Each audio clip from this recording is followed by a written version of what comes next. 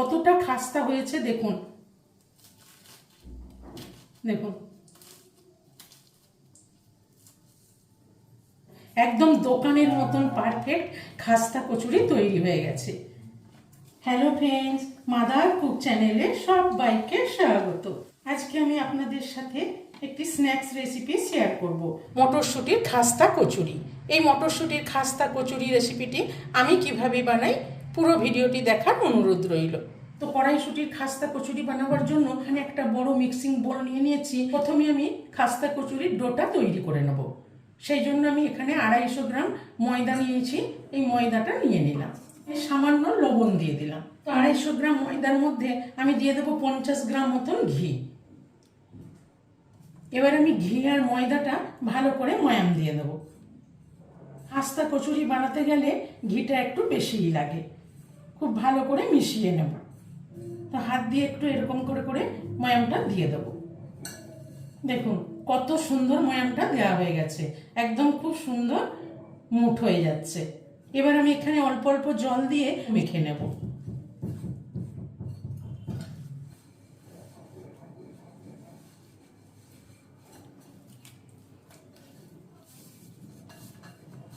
দেখুন অল্প জল দিয়ে আমি একটা শক্ত মতো ডো তৈরি করে নিয়েছি। এবার ভালো করে একটু হাত দিয়ে ঠেসে নেব। খুব সুন্দর মোলায়েম মসৃণ ডো তৈরি হয়ে গেছে। খুব বেশি নরমও না, খুব বেশি শক্তও না। এবার আমি এইটাকে একটু ঢেকে 10-15 মিনিট রেস্টের জন্য রেখে দেবো। তো এটাকে সরিয়ে নিয়ে কড়াইশুঁটির পুরটা বানিয়ে নেব। সেই জন্য এখানে মেজারিং কাপের 1 কাপ কড়াইশুঁটি নিয়ে নিয়েছি।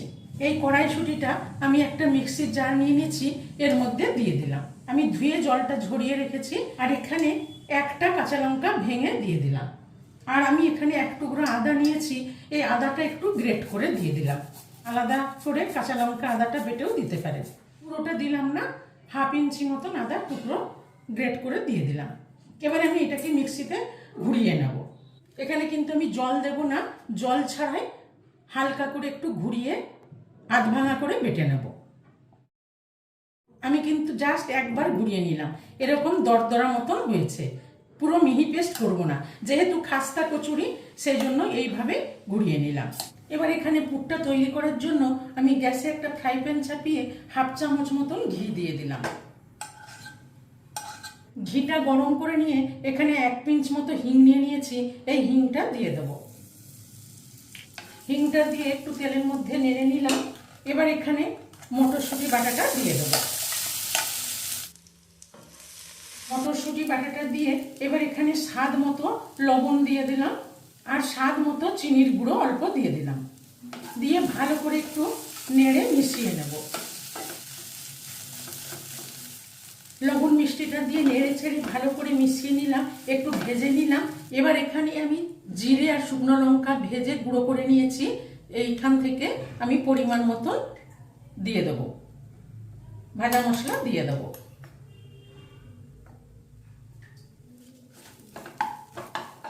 ভাজা মশলাটা দিয়ে ভালো করে নেড়ে মিশিয়ে আর একটু ভেজে নেব। খুব সুন্দর একটা ঝুরঝুরে কড়াইশুঁটির পুর তৈরি করে নিলাম। এবার গ্যাসের ফ্লেমটা অফ করে দিলাম। এবার পুরটাকে একটু ঠান্ডা করে নেব।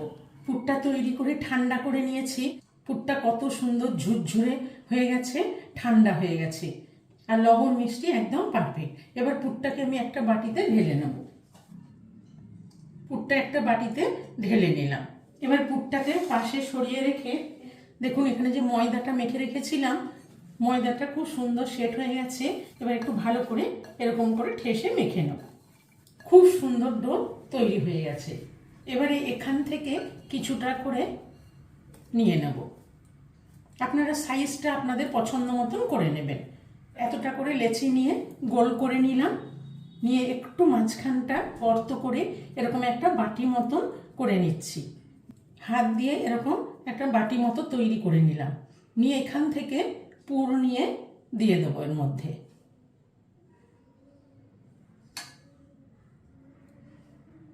এর মধ্যে পুর নিয়ে দিয়ে দিলাম।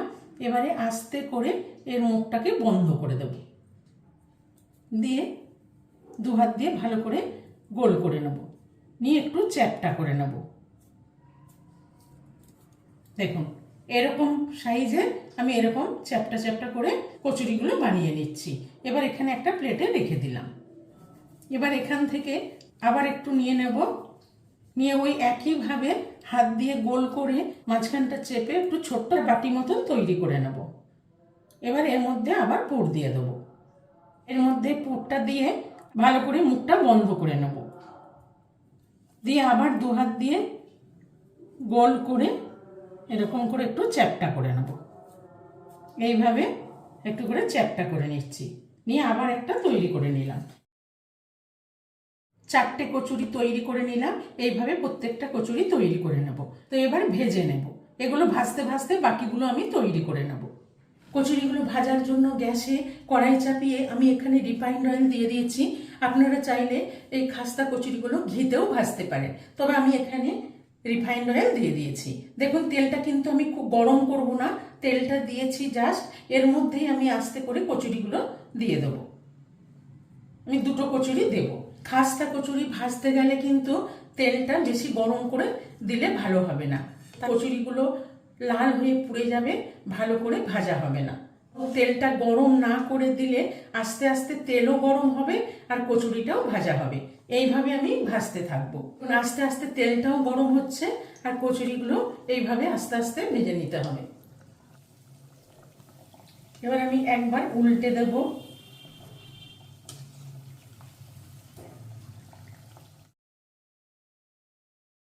দেখুন কত সুন্দর কচুরিগুলো ফুলে গেছে। গ্যাসের ফ্লেমটা লো ফ্লেমে রেখে আস্তে আস্তে ভেজে নেব। এতটা ফুলেছে যে ফেটে যাচ্ছে উপরটা,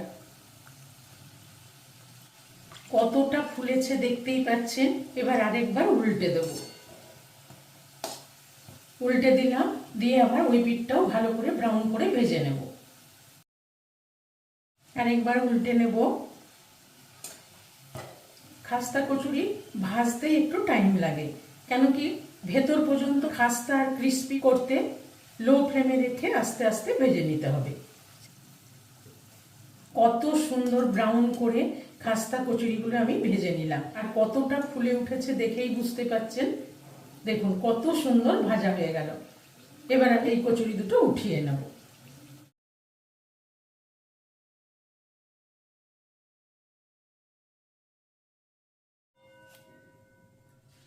এবার এখানে বানিয়ে রাখা 3টে কচুরি দিয়ে দিলাম। আমি গ্যাসের ফ্লেমটা এখন এবার অফ করে দিলাম। গ্যাসের ফ্লেমটা অফ করে দিলে তেলটা যে গরম আছে ওর মধ্যে আস্তে আস্তে ভাজা হবে। একটু তেলটা ঠান্ডা হলে আবার আমি গ্যাসের ফ্লেমটা অন করে দেব। দেখুন গ্যাসের ফ্লেমটা আমি অফ করে দিয়েছি, তেলটাকে একটু ঠান্ডা করে নিচ্ছি, তাহলে আবার ওই আগের মতন কচুরিগুলো ফুলে উঠবে আর খুব সুন্দর ভাজা হবে, ক্রিস্পি এবং খাস্তা হবে। এইভাবে খাস্তা কচুরি ভেজে নিতে হয়। তেলটা কতটা ঠান্ডা করে নিয়েছি দেখেই বুঝতে পাচ্ছেন। এবার আমি আবার গ্যাসের ফ্লেমটা অন করে দেব। গ্যাসের ফ্লেমটা অন করে আবার লো ফ্লেমে রেখে দিলাম, দিয়ে আবার আস্তে আস্তে ভেজে নেব। এবার আমি আস্তে করে একবার উল্টে দেব। ওই একইভাবে লো ফ্লেমে রেখে প্রত্যেকটা কচুরি ব্রাউন করে ভেজে নেব। কত সুন্দর এগুলো ফুলে উঠছে দেখেই বুঝতে পাচ্ছেন। এই কচুরিগুলো উল্টে পাল্টে ভেজে নিলাম ব্রাউন করে। এবার এইগুলো উঠিয়ে নিচ্ছি। এইভাবে প্রত্যেকটা কচুরি ভেজে নেব। এবার আবার এই ঝুড়ির মধ্যে রেখে দিলাম। কত সুন্দর খাস্তা কচুরি খুব সুন্দর করে ভেজে নিলাম। এই খাস্তা কচুরি রেসিপিটি ভালো লেগে থাকলে মাদার কুক চ্যানেলটিকে লাইক, শেয়ার এবং সাবস্ক্রাইব করার অনুরোধ রইল। পাশে থাকা বেল আইকনটা প্রেস করবেন। যখনই আমি নতুন কোনো ভিডিও আপলোড করব আপনাদের কাছে নোটিফিকেশন পৌঁছে যাবে। সুস্থ থাকবেন, ভালো থাকবেন।